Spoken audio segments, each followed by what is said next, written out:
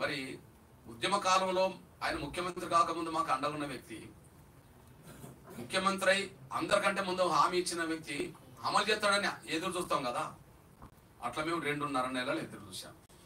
ఒక్క స్టేట్మెంట్ కూడా ఆయనకు వ్యతిరేకంగా మేము ఇవ్వలేం. ఆశతో ఎదురు చూసాం. ఎందుకంటే గతంలో ఉద్యమంలో పాల్గొన్నాడు, అదే సమయంలో అందరికంటే ముందు చేస్తా అన్నాడు కాబట్టి ఆయనకు టైం ఇచ్చి తెలుసుకుందాంలే అని చెప్పి అనుకున్నాం. కానీ అక్కడనే ఆయనను బ్రేక్లు వేశారు.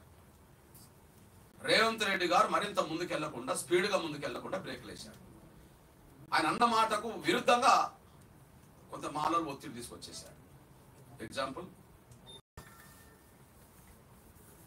అందరికంటే ముందు అమలు చేస్తామన్న వెంటనే కాంగ్రెస్ పార్టీలో కూడా 2 కుటుంబాలు బలంగా ఉన్నాయి. ఒకటి మల్లు కుటుంబం, 2 వెంకటస్వామి కుటుంబం. ఒకరు డిప్యూటీ సీఎం హోదాలో ఉన్నారు, ఒకరేమో వాళ్ళ అన్న ఎంపీ హోదా ఉన్నారు. ఇక్కడ వెంకటస్వామి కుటుంబంలో 3 ఉన్నారు. 2 ఎమ్మెల్యేలు ఉన్నారు, అన్నదమ్ములు, వాళ్ళ కొడుకు ఎంపీ ఉన్నారు. వీళ్లకు జాతీయ స్థాయి కాంగ్రెస్ పార్టీలో పలుకుబడి ఉన్నాయి. వీళ్ళు వెంటనే అక్కడికి వెళ్ళారు.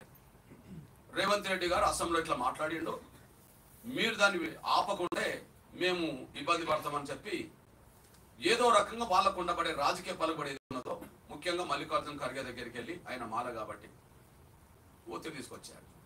ఆ ఒత్తిడికి తనేం చేసిండు, తను బయటపడకుండా, దాన్ని బయటపడలేడు. ఎందుకు పడలేదంటే ఎస్సీ వర్గీకరణకు అనుకూలంగా ఎస్సీ ఎస్టీ డిక్లరేషన్ చేసింది చేవెళ్లలో మల్లికార్జున ఖర్గే అధ్యక్షుని హోదాలోనే.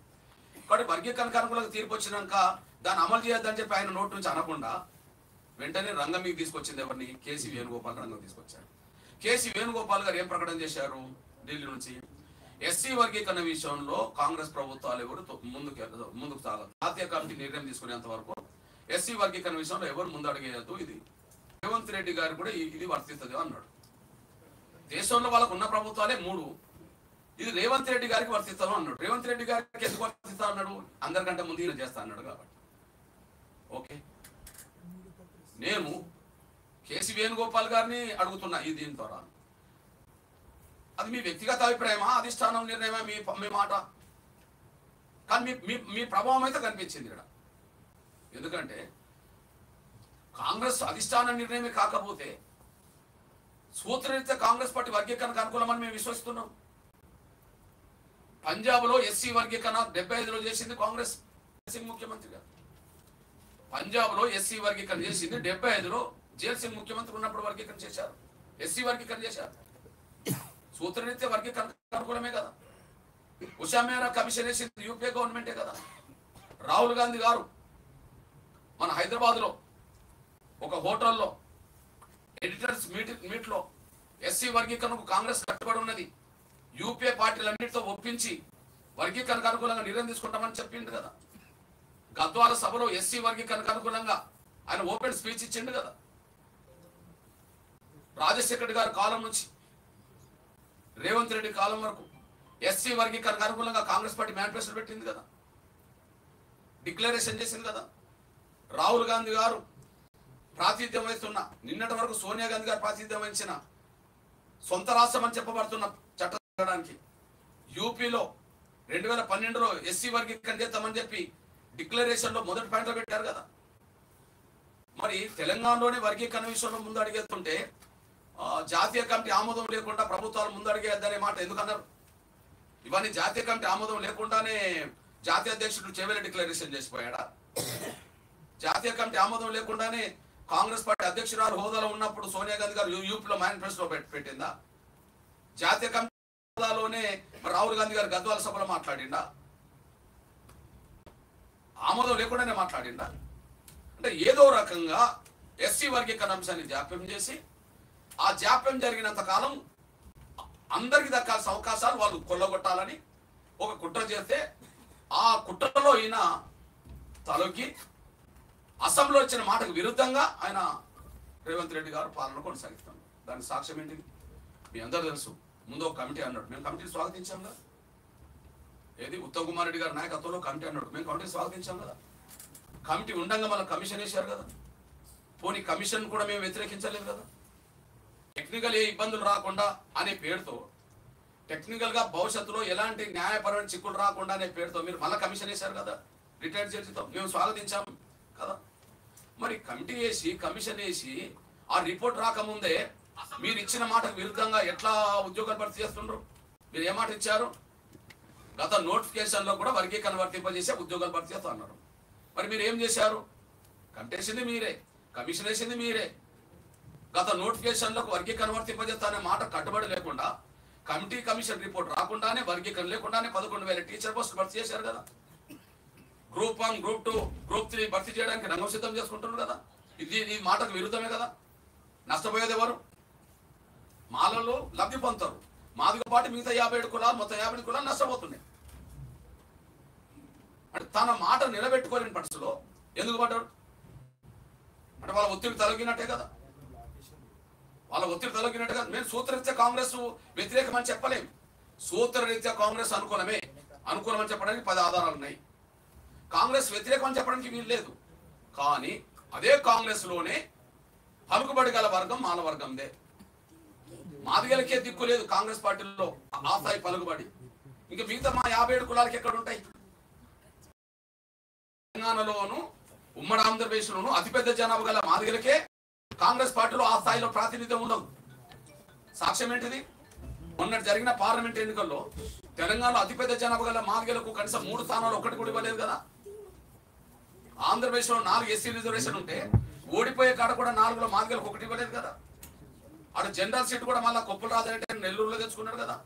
అక్కడ 5, ఇక్కడ 3, 8లో ఒక్కటి మాదిగలకు లేదు. దీన్ని బట్టి అర్థం చేసుకుంటే వాళ్ళ పలుకుబడి ఎక్కడ ఉన్నదో మనం చెప్పుకోవచ్చు.